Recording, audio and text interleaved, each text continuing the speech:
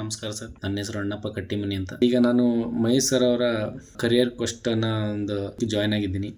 ಇದ್ರ ಮೂಲ ಉದ್ದೇಶ ಸರ್, ನಾನು ಯಾರು, ನನ್ನಲ್ಲಿರುವಂಥ ಆ ಅದ್ಭುತವಾದ ಶಕ್ತಿ ಏನು, ನಾನು ಇನ್ನೂ ನನ್ನ ಆ ಶಕ್ತಿಯನ್ನು ನನ್ನನ್ನು ನಾನು ತಿಳ್ಕೊಂಡು ನಾನು ಹೇಗೆ ಜೀವನದಲ್ಲಿ ಇನ್ನೂ ಇಂಪ್ರೂವ್ಮೆಂಟ್ ಆಗ್ಬೋದು ಅಂತ, ನಾನು ಇನ್ನೂ ನನಗೆ ಖುಷಿಯಾಗಿರ್ಬೋದು ಅಂತ ತಿಳ್ಕೊಳ್ಳೋ ಒಂದು ಉದ್ದೇಶಕ್ಕೋಸ್ಕರ ನಾನು ಈ ಕರಿಯರ್ ಕ್ವೆಸ್ಟ್ ತರಗತಿನ ನಾನು ಜಾಯ್ನ್ ಆಗಿದ್ದೀನಿ ಸರ್.